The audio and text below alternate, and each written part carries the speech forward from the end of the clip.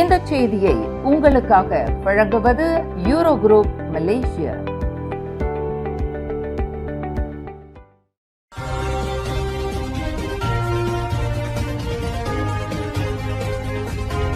வணக்கம். திசைகளின் 5 மணி செய்திகள். 1,00,000 இளைஞர்களுக்கு 3 மாத இலவச AI மென்பொருள் சேவை. பிரதமர் அன்வார் அறிவிப்பு.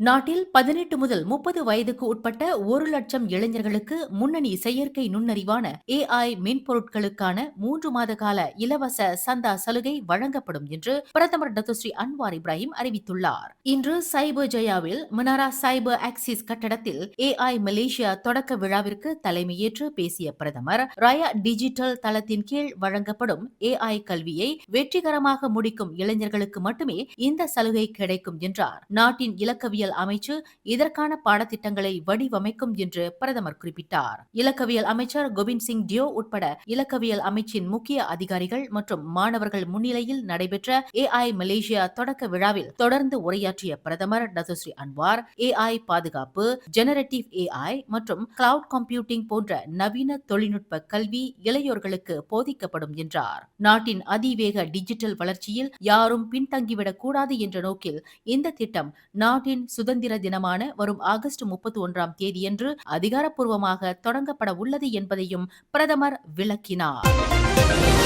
நெகிரி செம்பிலான் மாநில தேர்தல் பிரச்சாரத்தின் போது சர்ச்சைக்குரிய வகையில் பேசியதாக கிடா மந்திரி பசா சனுசி நோர் மற்றும் ரம்பாவ் அம்னோ தொகுதி தலைவர் ஷுக்ரி சம்சுடின் ஆகியோர் விரைவில் போலீஸ் விசாரணைக்கு அழைக்கப்பட உள்ளனர்.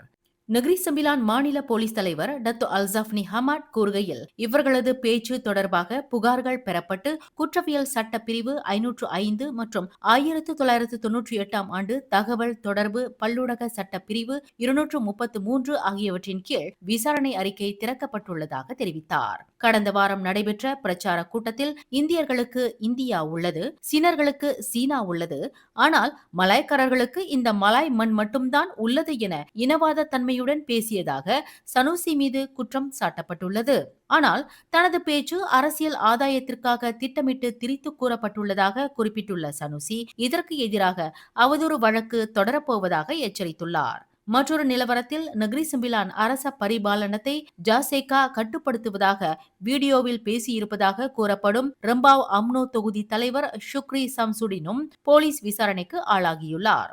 ஷுக்ரி சம்சுடினின் இந்த குற்றச்சாட்டை அரண்மனை வன்மையாக மறுத்துள்ள வேளையில் அவருக்கு எதிராக 11 போலீஸ் புகார்கள் பதிவாகியுள்ளதாக டத்து அல்சாஃப்னி ஹமாட் தெரிவித்தார். செயற்கை நுண்ணறிவான AI தொழில்நுட்பத்தின் தவறான பயன்பாடு, டீப்ஃபேக், போலியான உள்ளடக்கங்கள் மற்றும் ஆன்லைன் மோசடிகளை தடுப்பதற்காக அரசாங்கம் தனது பாதுகாப்பு நடவடிக்கைகளை மேலும் வலுப்படுத்த உள்ளது. இன்று சைபர் ஜயாவில் பிரதமர் டத்துஸ்ரீ அன்வார் இப்ராஹிமினால் அதிகாரப்பூர்வமாக தொடக்கி வைக்கப்பட்ட AI மலேசியா திட்டத்தின் தொடக்க விழாவிற்கு பின்னர் செய்தியாளர்களிடம் பேசிய இலக்கவியல் அமைச்சர் கோபிந்த் சிங் டியோ, மக்கள் மற்றும் தொழில்துறையினரிடையே AI பயன்பாட்டை விரிவுபடுத்தும் அதே வேளையில் பயனீட்டாளர்களின் பாதுகாப்பு மற்றும் நம்பிக்கையை மேம்படுத்துவது அவசியம் என்றார். இதன் ஒரு பகுதியாக சைபர் பாதுகாப்பு சட்டம் மூலம் நாட்டின் இணைய பாதுகாப்பு வலுப்படுத்தப்படும் என்றும், தனிநபர் தரவு பாதுகாப்பு சட்டம் மற்றும் அதன் ஆணையம் ஆகியவை மேலும் பலப்படுத்தப்படும் என்றும் அவர் கூறினார். தனிநபர் தரவுகள் தவறான நபர்களின் கைகளுக்கு செல்வதை தடுத்து ஆன்லைன் பண மோசடிகளை குறைப்பதே இதன் முக்கிய நோக்கமாகும் என்பதையும் கோபிந்த் சிங் விளக்கினார்.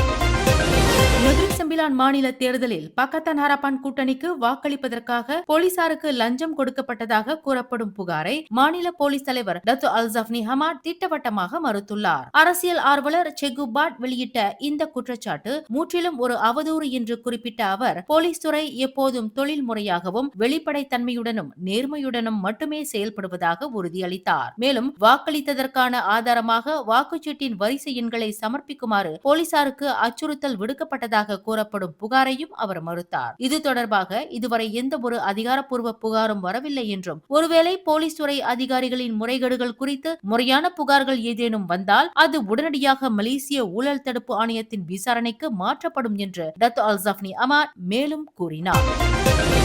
கோலாலம்பூர் அனைத்துலக விமான நிலையத்தின் முதலாவது முனையத்தில் விமான தாமதம் காரணமாக விமான நிறுவன ஊழியர்களை திட்டி மிரட்டல் விடுத்த 25 வயது இந்தோனேசிய ஆடவர் ஒருவர் போலீசாரால் கைது செய்யப்பட்டுள்ளார். இந்த சம்பவம் சம்பவம் நேற்றிரவு 7 மணியளவில் நிகழ்ந்ததாக KLIA விமான நிலைய போலீஸ் தலைவர் உதவி ஆணையர் M. ரவி தெரிவித்தார். நேற்று பிற்பகல் 3 மணிக்கு இந்தோனேசியா திரும்ப வேண்டிய அந்த ஆடவர் விமானம் 5 மணி நேரம் தாமதமானதால் அவர் கடும் ஆத்திரமடைந்துள்ளார். இதனால் அங்கிருந்த ஊழியர்களிடம் வம்பு இழுத்து பொது அமைதிக்கு குந்தகம் விளைவிக்கும் வகையில் அந்த அந்நிய ஆடவர் நடந்து கொண்டதாக புகார் அளிக்கப்பட்டுள்ளது. அதேவேளையில் குடிநுழைவு அதிகாரிகளிடமும் அந்த நபர் அநாகரிகமாக நடந்து கொண்டதாக புகார் தெரிவிக்கப்பட்டுள்ளது. இன்று செப்பாங் மஜிஸ்ட்ரேட் நீதிமன்றத்தில் ஆஜர்படுத்தப்பட்ட அந்த நபருக்கு 4 நாட்கள் தடுப்பு காவல் அனுமதி பெறப்பட்டதாக உதவி ஆணையர் M. ரவி தெரிவித்தார்.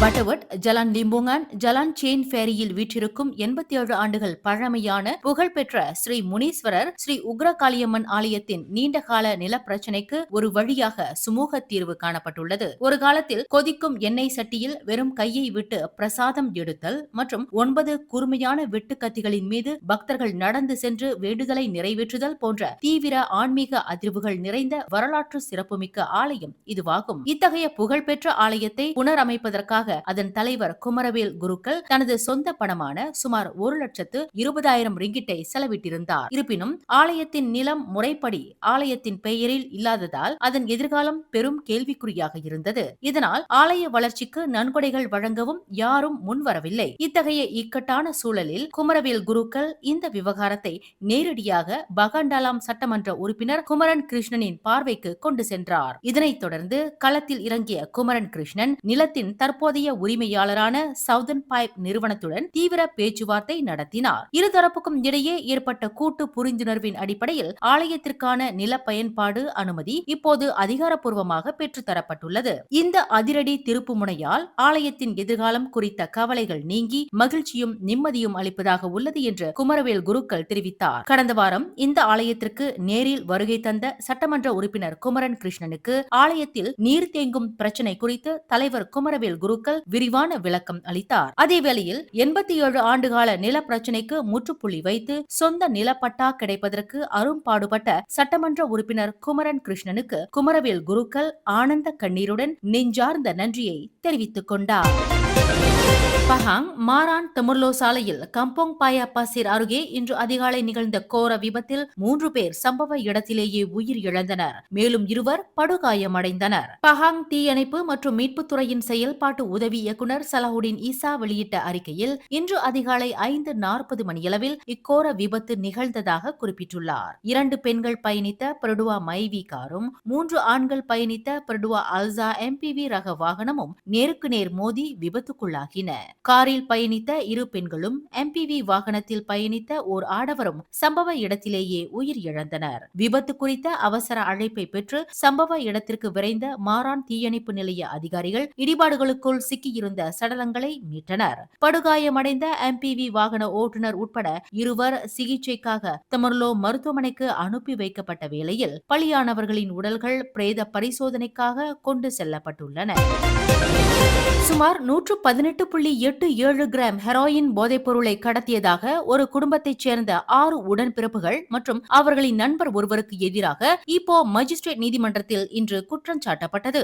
41 வயது முகமது அஃபண்டி ஜுல்கப்லி, அவரின் 5 சகோதரர்களான 38 வயது ஷருல் அஸ்வான், 40 வயது முகமது கைருல் அஸ்மில், 29 வயது முகமது அமீருல், 27 வயது முகமது அஃபீசி மற்றும் 35 வயது முகமது ஷா ஹெர்மான் ஆகியோரும் அவர்களின் நண்பரான 43 வயது முகமது இஸ்மாயில் போர்ஹான் என்பவரும் குற்றம் சாட்டப்பட்டனர். கடந்த ஜூலை 21ஆம் தேதி இரவு 9:20 மணியளவில் இப்போ சிமோர் பகுதியில் உள்ள கம்போங்சே ஜைனால் கிராமத்தில் முகவரியற்ற தற்காலிக குடிலில் இந்த 7வரும் போதைப் பொருளை கடத்தியதாக குற்றம் சாட்டப்பட்டனர். குற்றவாளி என்று நிரூபிக்கப்பட்டால் மரண தண்டனை அல்லது ஆயுள் தண்டனை விதிக்க வகை செய்யும் 1952ஆம் ஆண்டு போதைப் பொருள் சட்டத்தின் கீழ் 7வரும் குற்றச்சாட்டை எதிர்நோக்கியுள்ளனர். மஜிஸ்ட்ரேட் நோரிசான் ரிட்வான் முன்னிலையில் நிறுத்தப்பட்ட இந்த 7வருக்கு எதிரான குற்றச்சாட்டு உயர் நீதிமன்ற அதிகார வரம்பிற்கு உட்பட்டதால் இவர்களிடம் எந்த ஒரு வாக்குமூலமும் பதிவு செய்யப்படவில்லை. மேலும் செய்திகளை தெரிந்து கொள்ள கீழே இருக்கும் பெல் பட்டனை அழுத்துங்கள். உங்கள் மகிழ்ச்சியை வெளிப்படுத்த லைக் மற்றும் ஷேர் செய்யுங்கள். தொடர்ந்து திசைகளோடு இணைந்திருக்க சப்ஸ்கிரைப் செய்யுங்கள்.